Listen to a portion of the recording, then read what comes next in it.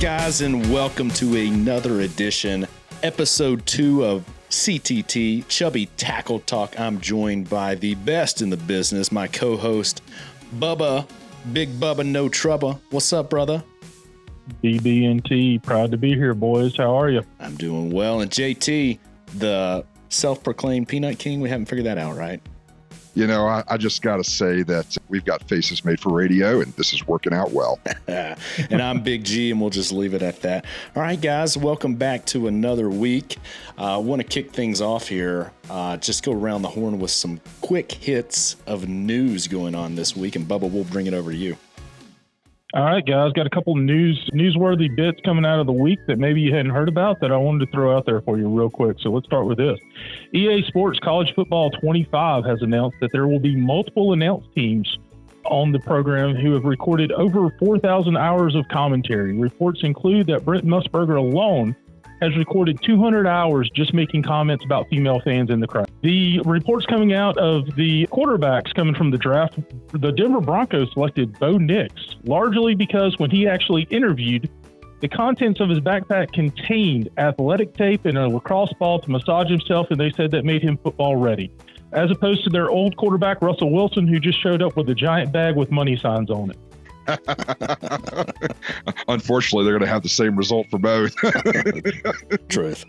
Speaking of quarterbacks from the draft, the Atlanta Falcons apparently had discussions with the New York Jets about trading up to 10. That's right, I said up to 10 after taking the number 8 pick, assumingly to make a run at Bo Nix or another quarterback to back up Michael Penix. 3-peat, man. Just stack them. True story. Number 4, my favorite story of the week is Oklahoma quarterback, guys. Let's talk about the transfer portal. Oklahoma quarterback General Booty has entered the transfer portal. Reports are that the current favorites are West Point, the Air Force Academy, and East Carolina University. When asked why East Carolina University instead of the Naval Academy, he said, and I quote, "If I go to the sea, it's a pirate I shall be." Here's a salute to you, Sir Booty. And then finally, my new favorite NFL player who is not a Chicago Bear, wide receiver Keon Coleman, announced during his press conference that he went to Waffle House so often when he was in college that he had the Waffle House cook's phone number pinned to the top of his messages. Guys, I don't have a joke there. I'm just saying, been there, brother. Respect. And that's the quick hits from around the league and beyond. He's going to be a good wide receiver for them, too. He's going to be great. I love that guy, if I'm being completely honest. Well, I guess it really depends on at what time of day are you going to Waffle House. I mean, is it standard operating hours, or are you making that late midnight? I mean, when you got the cook's number, you can go anytime you want, brother. Waffle House is not Crystals. It is not a 1 to 3 a.m. only, man. I mean, you know, it may be better then. I cannot remember the last time that I've been to the Waffle House in the last 10 years period, but that it was not after a midnight run of, you know, needing that additional nourishment. No, you haven't hit old age. Old age now is instead of going Waffle House at 2 a.m., you get up at like 6 and you're like, I want hash browns this morning. Let's go. Well, waffle with pecans. Waffle with pecans. Texas cheesesteak omelet, please, sir. Hash brown smothered, covered in chunk. Well, that's the way I dig it. What a perfect segue for our next segment. All right, guys, so let me lay it out here for you. We are going to stay in the SEC conference, and I need you to give me your top 4 and then tell me who's going to be in the championship game and who wins it all. But here is the scenario. Based on what you perceive this to be, SEC schools ranked by walking distance to the nearest Waffle House. Who makes it in the top 4, who advances to the championship game, and who wins it all? So I'll give you a little bit of time to think on here. I actually have, based off the distance, who is the top 4. Are we going closest to? Okay. Closest to in walking distance from campus to the Waffle House. Okay. I actually have from campus or from the stadium? Whatever. It's not going to matter. Okay. You choose, because I'll be honestly quite shocked if you get this right. I've got the real top 4, the championship game, and the overall winner, and I want to see how close that you guys get. So, ooh, this one's tough. Okay, yeah, you got to think about that urban design happening right here. Walking distance, and bonus. if they're not included, give me the team that is the furthest away and try to guess what that distance is. In the SEC? Okay. Yeah. So right now we're just looking at top 4, right? So we got to think top 4, right? Yeah, give me your top 4 and then we'll go to JT. Top 4. Only because I know where it is, how close it is, and how often it was frequented by Gus Malzahn, I have to put Auburn up there. I feel that's within like a quarter mile of the stadium. It's right there. I know that's not that far of a walk. So I'm going to go Auburn is in there. Waffle House starts in the CEO. It's in Georgia. I feel like Georgia's like Athens has to be on there. So I'm going to go Athens 2. Alabama, I can tell you it's not anywhere close. I don't think it's anywhere close to Vanderbilt. It's not anywhere close to Tennessee. Like I've been to all those places. Been to Kentucky. It's not close there. It's not close. I don't think it's close. Oh, I'm going to throw South Carolina out there just because I feel like kind of the southern swing. And then, I don't know. It just seems like I'm going to go for the small town. Give me I'm going to take University of Missouri. I think is going to be between Missouri and Arkansas, just kind of like really small. Give me Missouri. Missouri is going to be my 4 there. Okay. Missouri's going to be so my to 4. recap, you got South Carolina, Missouri, Georgia, and Auburn, right? That's it. Yeah. Okay. And for clarification, this is walking distance from the stadium, just for that. Walking distance from the stadium. From yeah. the stadium. I feel pretty confident about Auburn. That one I feel pretty good about. It's funny, Bubba, that you say that, because when I was in school in Auburn, the Waffle House was forever away, but then they built that one right there on Glen. And so, right yes, there, Auburn's right there with me. I'm with you on the Auburn one. That one got pretty close to campus. I'm going to go Florida Gators, number 2. And I'm looking down there in Gainesville. I mean, it's hard to go a mile in Florida and not see a Waffle House. I'm with you on the Georgia Bulldogs as well. Georgia's got quite a bit. And then I'm going to go a little bit of a wild card out there. I'm going to say Ole Miss for my 4th one. I'm going to go Ole Miss for the 4th one out there.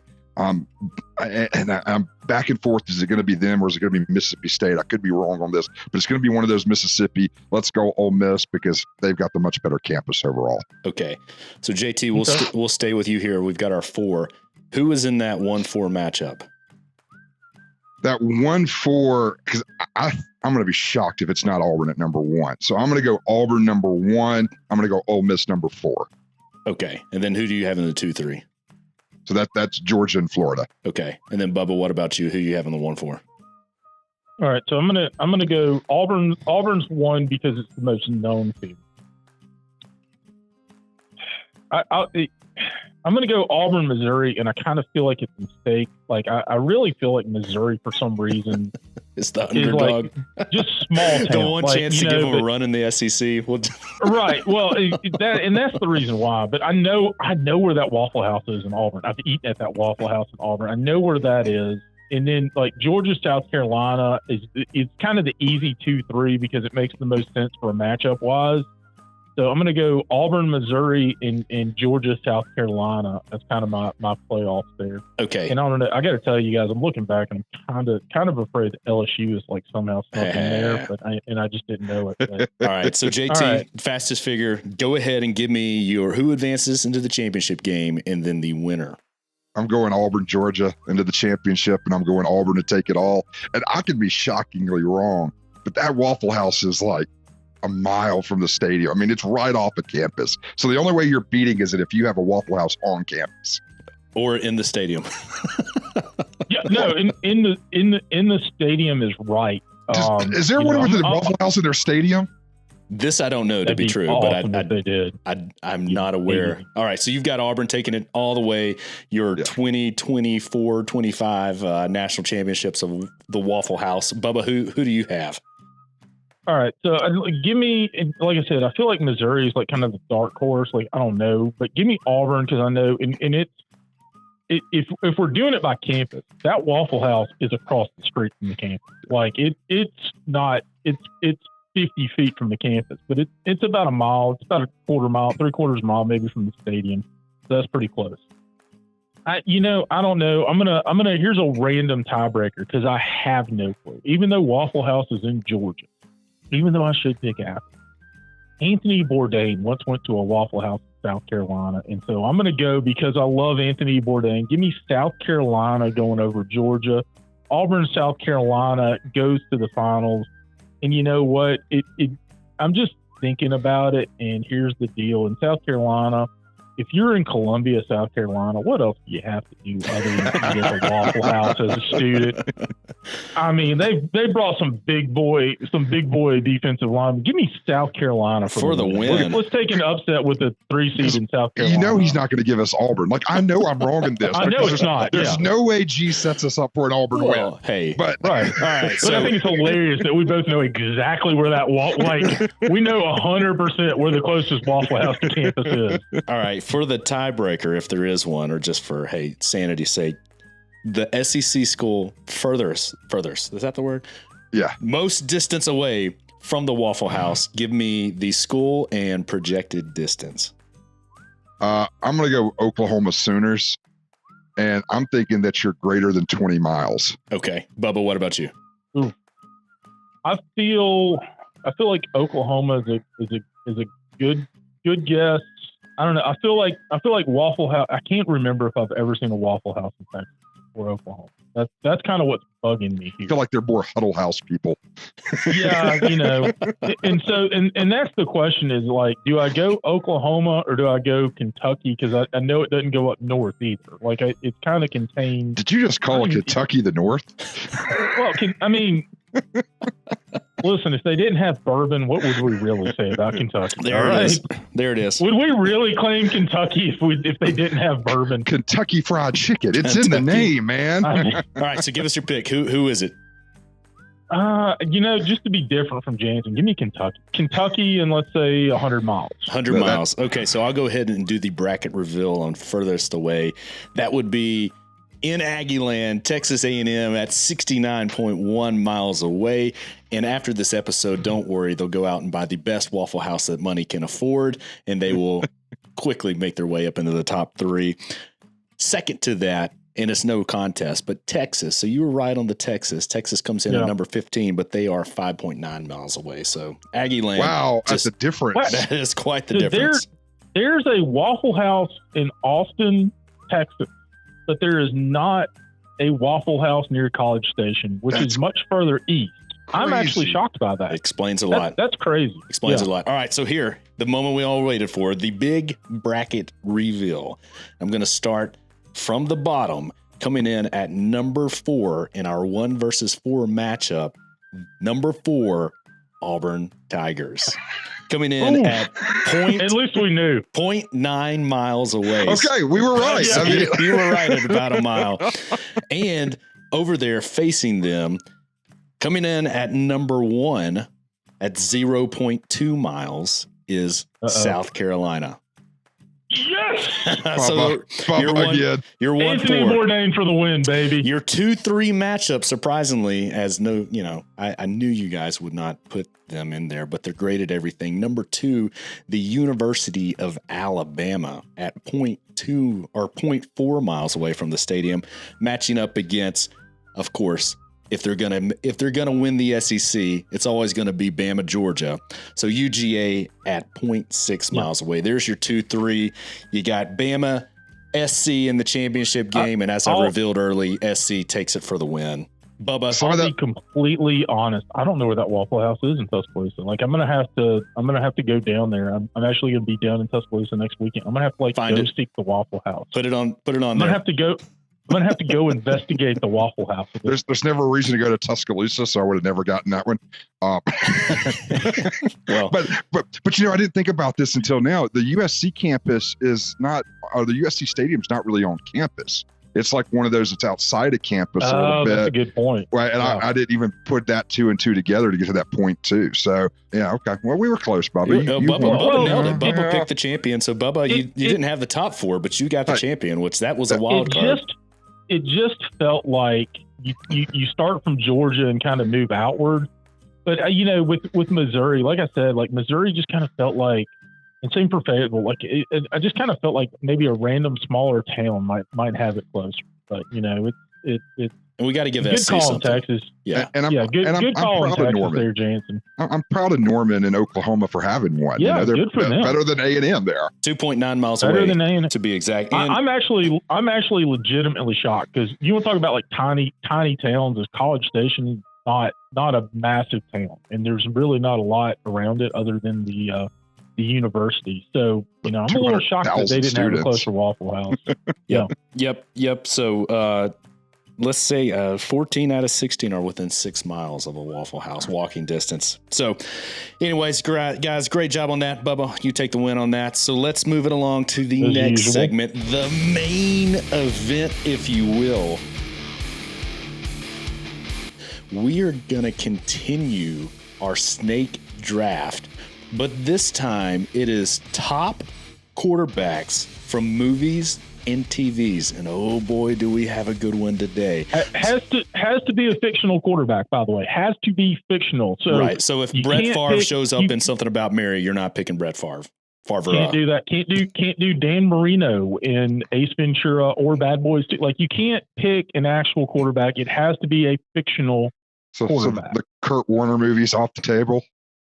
As fictional as that one sounds, it is actually off the table, And so some other scenarios, for example, just to throw it out there, because if anybody takes this one in the draft, then it is what it is. But whatever happens to them, you have to live with that. So if it's an ACL, we assume they can come back from that and have it. But if they're crippled, like Jason Street, not going to come back from that. So you have to assume that baggage. Have to take you take them as they come. You take them as they were before the movie or TV show, as they are at the end of that TV show or movie, or if there's even you can look at projections to the future. So if somebody tears an ACL, they can fix that. If somebody's crippled like Jason Street, you got to take him like that. I mean, he might be he ended up doing great at wheelchair rugby. The other thing that we had to make a clarification on is this, guys. It's not the two other things. Number one is it's not entirely based upon football performance in the movie or TV show. It's just based off overall performance levels that they had. And then secondly, because there was a question about it for the movie, The Longest Yard, both Burt Reynolds and Adam Sandler in their roles of Paul Crewe are eligible separately, and you have to choose one of them if you so choose to take one of the two of them. So both are eligible for the draft. And we're going to rotate it up from last week. Jansen, you had the 1 pick last week. You've got the 3 pick this week. Graham, you're up first, and let's see if you can do a lot better than a chicken sandwich in a hamburger draft on this, all right? Should be hard. Oh, well, I don't know. Should not be hard. Very low base level. Again, I don't know why you guys are dogging the chicken sandwich. Like, it's not the most miraculous. Because it was a hamburger spicy draft. Literally, it was a hamburger draft, and your chicken sandwich did not come close to the definition of a hamburger. Yeah, you're the guy that brings tofu to a cookout. I mean, a Beyond Burger would have been closer to that, you vegetarian freak. If we're going to get all hyped up about Caleb Williams being the next future of a QB, then then I can draft a spicy deluxe. You'll be eating those words for years the same way you ate all the words about picking Michael Penix and the amazing Washington Huskies over the Michigan Wolverines this last year. You've been eating those comments for about 5 months now, Biggin. Hey, they keep the reels coming. Anyways, with the number 1 overall pick, Team Big G is going Vince Howard from East Dillon and as we know in the final season, quarterback of the combined super team Dillon Panthers. I'm going Vince Howard with the number 1 overall pick. I like the versatility. He overcomes some of his personality, emotional dynamics. I really think, and we don't know what happens to him after life after Dillon, but I got to assume it's an outstanding college career, which multiplies in an NFL career. I'm going Vince Howard, number 1 off the board. You know what? I think that's a solid number 1 pick. I think if you're taking a quarterback from Friday Night Lights, the TV show, not the movie, if you're taking one from there, I think that's a solid pick. I think that might be a good 101 if you're going from Friday Night Lights, but it's nowhere near close what the 101 is. And so as usual, you've bungled it, and I get to pick the true 101 once again. And I'm going old school, boys, because old school is the way to do it. I'm taking a guy probably neither one of you even thought of because y'all don't have the respect for the old school players. Give me Seth Maxwell from North Dallas 40. who was, of course, based on Dandy Don Meredith, the incredible Cowboys quarterback. Maybe the most realistic portrayal of a pro football quarterback in any movie, TV show ever. Seth Maxwell is my 101 off the board. Yeah, once again, you choose somebody that our listening audience has no clue of who that is. Y'all have no respect for the classic. And you probably don't know who Dandy Don Meredith is, do you? I don't think anybody listening to the show does, but you take that pick and we'll move on to JT. 101, baby.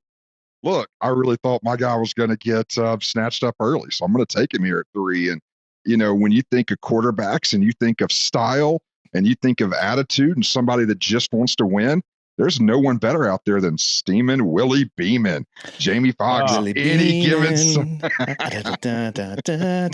Willie Beeman. Give me all day. Maybe not the best teammate in the world. Maybe got a little bit of an ego, but hey, that's a quarterback for you. And that's who I'm taking with the 3rd overall pick. Yeah, that was a steal in the first round. There was a lot of baggage associated with Willie Beeman that I just could not bring myself to do that. So, all right, now you got the turn, man. So you're back up on the clock. So when coming back up to my backup, there's no better backup out there than Mr. I don't want your life, Johnny Moxon. You're going with the Mox. The Mox, baby. No. Who else could put that right on your nose and bust it right open? The Mox can, man. The Mox can. Give me Johnny Moxon on the turn there. The Mox. The Mox may not even be the best quarterback in that movie. He went to Brown on an academic scholarship, not a football scholarship. Let's remember that. Your life. I don't want your life. I don't want to play on your football team. He's going to pull an Eli Manning on you and refuse to play for the Chargers. Is what's going to happen at that. He's point. The best. That's why we like him.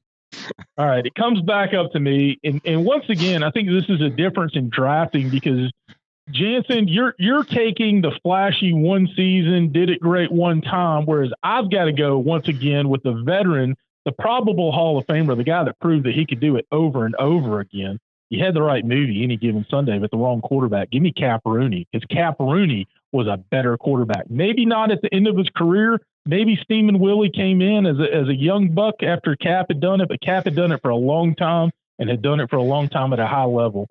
Give me Cap Rooney at the number 2 pick. He was like 50, but okay. Yeah. My point. He's Brett Favre, Tom Brady combined at that point. Like he's 50 because he's been doing it for so long. For sure, Hall of Famer. Steamin' Willie may not have been, but Cap definitely was. Again, you go off the reservation and you might as well. I think your contribution to drafts are the really deep picks. So I'm going to start calling you in that 7th, 8th round of our fantasy draft, 9th round. But good, that makes it available. Y'all are taking flash in the pans. I'm taking studs. But this is why Bubba can't win the ship. There it is.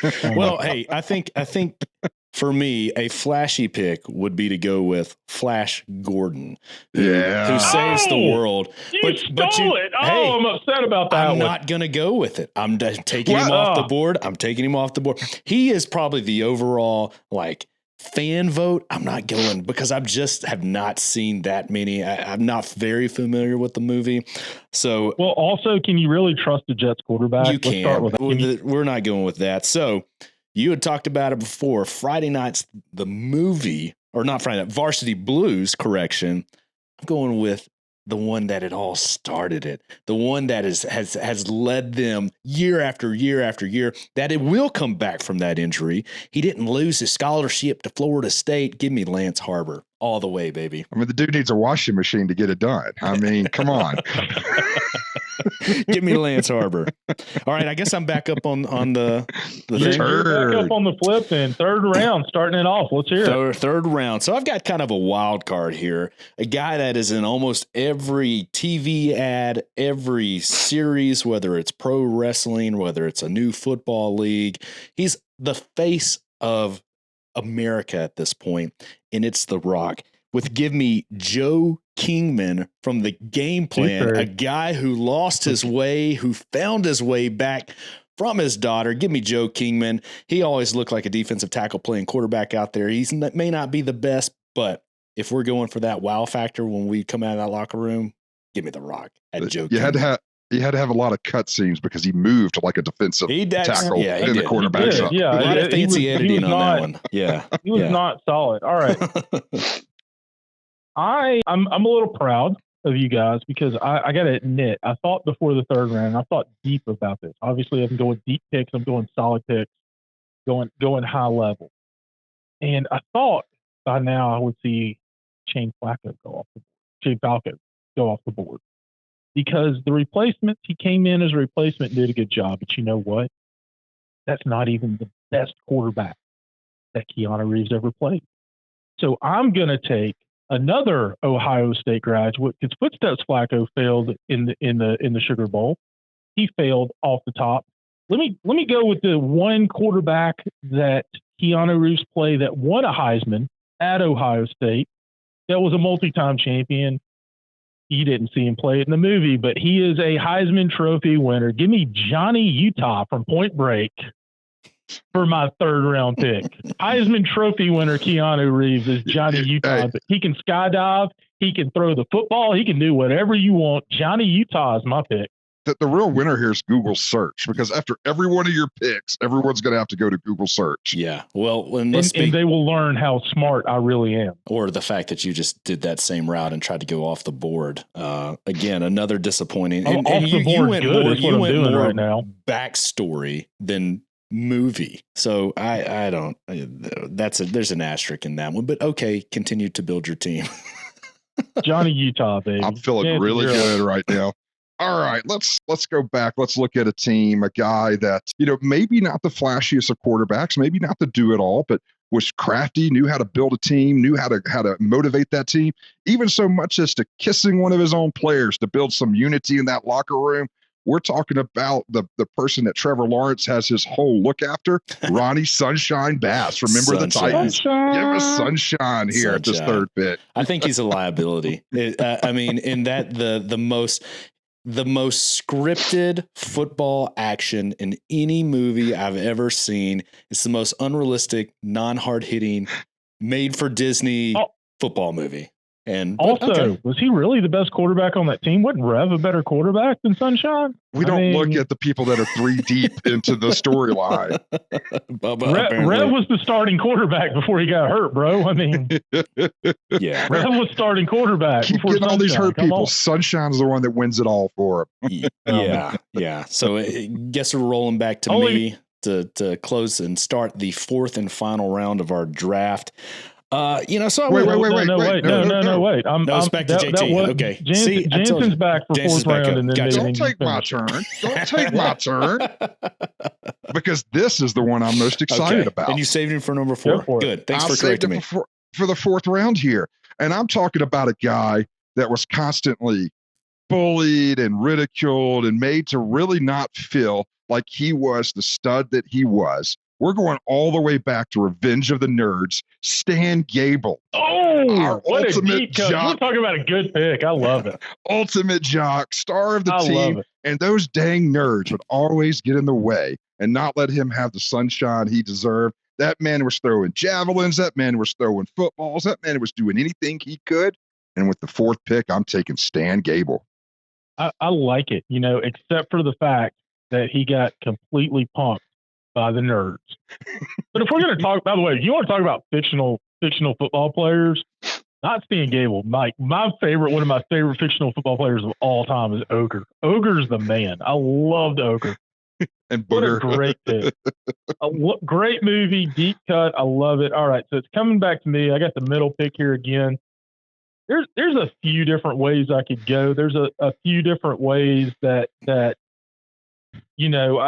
might take, let's just take it. I've been old school kind of the entire time. Let's keep it that way. Just a little.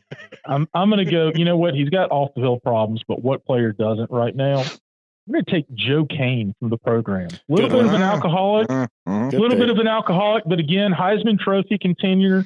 Solid program. Give me Joe Kane from the program as my number 4 pick. Does he come with Latimer on the other side? That was kind of the whole deal with that. You got to have a starting defense over there. Does he come with that? Or is that a package deal? Obviously. Yeah. Yeah. If Jansen wants to take Ogre, I'll take Latimer. I think that's a fair deal. Yeah. Yeah. Okay. So let me close this out here. So originally I was like, well, what better way than to go with Mike Winchell from Friday Night Lights. But the fact that he was a actual real quarterback, I think he is ineligible. But in Friday Night Lights, the movie, he's more of your A.J. McCarron game manager, but he's got a heart of gold and a winner. So, but he's ineligible. He's off the board. And so really it comes down to, do I want to add another drop back pro style quarterback, or do I want to go off the board with a more dual threat, kind of mirror my number one pick? And so I'm going back to the TV show that just pumped out quarterbacks. Friday Night Lights has started this whole thing with my draft. And it came down to J.D. McCoy and then Voodoo Ray Tatum. Voodoo Ray Tatum, a little bit of an underdog pick, a little bit of a thing. But if you go to season 2, you know it. A little bit of a head case, but I think the talent outweighs the head case. Give me Voodoo Tatum at the number 4. I don't think that's a bad pick, and I think you're right. I think he is the second best quarterback in the Friday Night Lights universe. So very nicely done, guys. All right, let's run through our teams once again, really quick. Graham, remember that. You start it off. You had the we'll go last week. Jason, all right, you had the 3 pick. Run through your team real quick. Yeah, man, we kicked it off with Steamin' Willie Beeman. We took it home with Varsity Blues, the Mox Man himself. Came in with a little bit of sunshine from Remember the Titans and ended it with Stan Gable, the guy those Revenge of the Nerds just kept picking on. The versatility there, I love it. Bubba. I went old school right off the bat because I like the veteran presence. I took Seth Maxwell, North Dallas 40, as my 1 pick. Cap Rooney from Any Given Sunday, the true vet, as my number 2. For number 3, I went off the board a little bit because he may not have played pro, but he won a Heisman when he was in college. So I took Johnny Utah from Point Break as my number 3 pick, bringing him back in. And then number 4, we brought it all around. We're going to get him in the substance abuse program. Joe Kane from the program finished it out for number 4 with package deal of Latimer. So number 1, I went Vince Howard. I think he gives me the best versatility, dual threat. Number 2, I went with the main quarterback in Varsity Blues that we started the movie and all love, Lance Harbor, and scholarship to Florida State. Number 3, Joe Kingman, The Rock, because you can smell what he's cooking. And then number 4, Voodoo Ray Tatum. But I think it was an age thing that Shane Falco did not make it on this. Was that the overall thing? It's just, I mean, I think it's because he was a true replacement. I mean, I think it was, he went back to diving afterwards and he had one little run and we'll see what happened. Yeah, you're not. I think there are some other interesting ones. Yeah, I'm not going to waste. I think there are some other interesting ones. Let's talk some honorable mentions. And I think, the only reason that we didn't see Paul Crewe is because it was split between Burt Reynolds and Adam Sandler, and nobody wanted to pick wrong on that. Personally, I think Burt Reynolds was the better Paul Crewe, but Paul Crewe certainly. Graham, you mentioned Flash Gordon. I thought Flash Gordon was a good honorable mention. I thought it would have been an interesting pick. I dug it. Paul Blake from Necessary Roughness is an honorable mention who was a good job. And then I'm going to throw a couple wild cards at you here that I want to throw an honorable mention to. Number 1 from the series King of the Hill, the Arlen Cows, I think is what they were. Let me take old Boomhauer. Boomhauer was the quarterback for the King of the Hill Arlen team. So I'm going to take Boomhauer as an honorable mention. And then the best quarterback that did not get drafted to me, but he's definitely a developmental prospect, to steal the line about Roy Kent. He's here, he's there, he's every effing where. Nelson Muntz from The Simpsons really just carried that team. He threw, he caught, he ran, he blocked, he did everything for that team. Nelson Muntz was my last honorable mention. JT, you got anybody else? I got just one to add, and maybe the best football show ever that only lasted 1 season because the NFL put so much pressure to cancel it. Derek McConnell, The Playmakers. Wow. What a great show. You got to remember 2003. It was one of the most highly regarded shows that came out, and external pressure got it crushed. But I'm going to go Derek McConnell there with Playmakers. And I almost wanted to give a nod to some of our buddies there in Hoover, those old 2-a-days, but I didn't know if that would be real life quarterback, right? I don't know.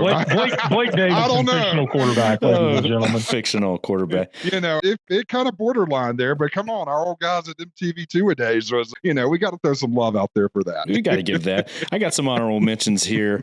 Let's hear it. Frank Cushman from Jerry Maguire. Cushman. That's a good one. Yeah. Yep. So that was a good one. Jerry O'Connell played that. And then I think to close us out here on this, we never knew what he really made because there's no game film, but Uncle Rico, Napoleon Dynamite. At least he told a good story. So we got to at least take his word for it, right, gentlemen? I think those are good. The other two random ones I thought were, and I never watched the show, but I heard really good things about it, was Blue Mountain State, whatever the quarterback was from there. And then, and I just can't think about it, but the quarterback from Draft Day that dropped 1-7, Bo Callahan, that's his name, Bo Callahan. Yeah. Another one, but you know what, guys, I'm pretty confident with my team, and I think my team may be a little old school, but I think I got the best four personally. I think it'll perform just like your fantasy football teams. All right, gentlemen. Well, that brings us to the end of the week. Parting shots. What is on your mind this week, JT? Oh man, parting shots. It's May. If you guys are like us, it's the end of the year for school and kiddos, and this week is lots of soccer and band and everything after school. And I feel like I'm meeting myself coming. But I've been talking to a lot of people that said, don't rush these days away. You'll miss them at some point. And so we're having lots of fun chasing end of the year kiddo schedules. Enjoy it, brother. It's good times. Bubba. Weirdly, what's been on my mind this week is I think everybody's trying to figure out the NFL kickoff rule. And, you saw a story come out yesterday that the Steelers are thinking about taking Justin Fields and letting Justin Fields run kicked back, which, is just one more reason why the Bears traded him and took Caleb Williams, is because now he's a kick returner in the NFL. That's his value.